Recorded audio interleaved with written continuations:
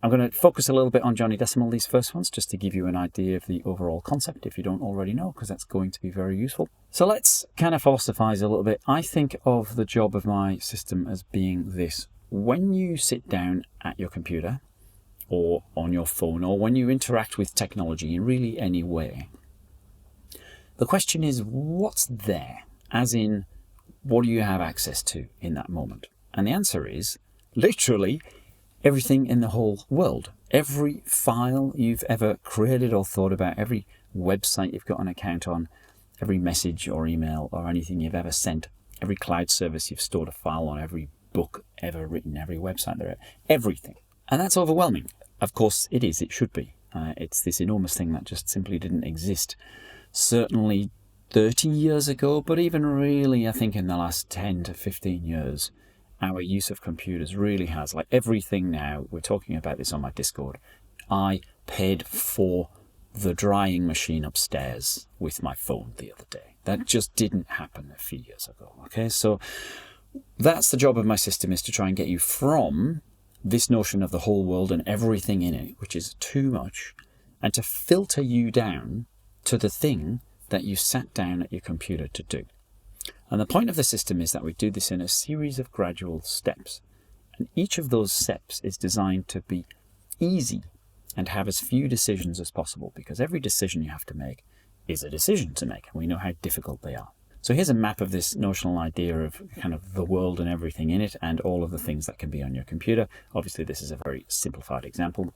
And the trick here is not to look like in the previous video where I was looking for the note where we are tracking this video series, and I don't start with all 400 of my notes. I start with my areas, then go to my categories. That's exactly what we do here. So let's say we're going to try and find our travel insurance policy. Now, ideally, you only have one Johnny.Decimal system on your computer. I work for myself and I have two. A system is like an entire part of your life. So for me, being John Noble the human is a system, and being Johnny.Decimal and running a business is another system. Those two things are very separate for me because they don't need to overlap. So if you have more than one system, the first decision, very easy, is just which system. You should only have a very small handful of systems, if more than one. So I'm going to choose my personal system. Now in my personal system, I've got 3 decisions to make, and these are what we call Johnny.Decimal areas. They're areas of your life. So is what I'm looking for, what do we say, my travel insurance policy, is that part of my life admin? Is that part of my hobby? Or is that part of my side hustle? That's pretty obviously part of my life admin. So there you go. That was another simple decision. And crucially, everything else on this map just disappears now. You don't need to consider it at all. It's completely gone. And now we've got one more decision to make. Is it in finance, health, or travel? That's pretty obvious. And then once we're in travel, we've got a handful of things. And our travel insurance is one of them. From the whole world and everything in it to your travel insurance, really specifically, in a handful of clicks and a handful of decisions. That's the idea. That's what we're going to try and get you to. Let's talk about how you can use your own system to build a shadow system, because the situation here is that you've gone to a job, and if you're at work and you just start moving stuff around, people are going to lose their minds. At my last job, I actually overheard my boss, who's a very senior manager, and the project coordinator saying how messy the file system was and nobody could find anything, which it was a disaster. Nobody could find anything. And I popped my little head over, and I'm afraid I said, "You will never believe who I am."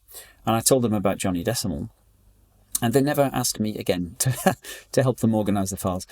Never said another word about it, because I think it's I wasn't offended, it was fine. I think it's too hard. It's too hard and it's too boring, and who can be bothered organizing files? Well, you can. And here's how you can do it without actually moving around anything in the work SharePoint. So the trick is, you're going to build your own system. This is exactly what I did at that job when I realized I was never going to move any files around. You build your own system in your own Notes app. This becomes your JDEX. And the nice thing about SharePoint is files in SharePoint all just have a URL, or you can just copy the file path out of your Explorer, g:/finance/ whatever.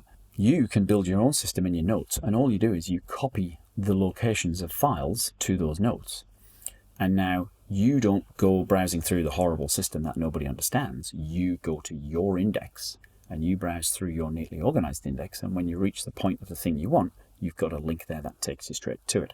This works for more than files. You can do this for, which again I did, for things like the timesheeting system, the change control system, all of that sort of stuff that you have at work. I'm going to build, based on all of my past history, like 20 years of IT knowledge, I'm going to build a standard system for IT projects. So if anybody's interested in that, drop me comments or drop me an email, I'll let you know. So in that situation, nothing actually moved, but now you are magically the only organized person on the team, and you're the only person who can find anything.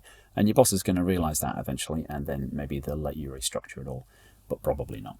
Here's a nice tip. If you find yourself, as I think a lot of us do, just kind of dealing with files all day and moving files around, you might download a thing and you've got to put it in the right location, or you've got something on your desktop and you want it to be somewhere else. You're moving files around. I find that I'm mostly moving things around between the same handful of places. I'm not moving things randomly between all of the places on my computer.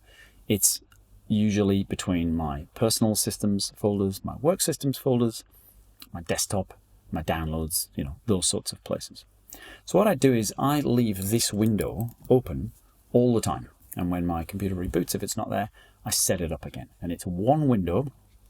This is the Finder on a Mac. You can do the same sort of idea on Windows. And I always have these tabs open in it. And they're always in the same location. So the first tab is my personal system. And if I need to navigate to something, I know that tab is there and I can just click through there. The second tab is my work system. The third three, actually, the order varies a little bit on them because you can just use shortcuts, which I'll show you another day, to just open those quickly. So, for example, my third tab at the moment is my desktop. My next tab is my downloads. And if I want to move something from my desktop to my downloads, I can just drag it onto that tab. And that's really nice as well. So don't go setting this up every time. I find every time I used to do this, and there's a guy called John Siracusa who taught me not to. He's an Apple nerd online, and every time you open a file, every time you want to move a file, don't go to Finder and press Command N and go File New Window and then click all the way through your system again to get where you need to be. You know where you need to be, set them up as tabs, and just use them reliably every time. One more little tip, you might have seen that I dragged that there onto that tab, so you can move things. That moved the file specifically. It was here, and now it's here. It's moved, not copied. If I drag it there, it'll move it back. The reason it moves and not copies is because the desktop and the downloads are on the same disk on this computer, and that's the computer's default behavior. If you drag something from here to there, and those two things are on the same disk, it will move. If you drag something from here to there, and the there is on a different disk, you're going to get a copy. You can change that behavior on a Mac if you hold down Option. When you move, you'll see I get a little green plus there, and that, in fact, copies, not moves. And now I've got a copy there and a copy there.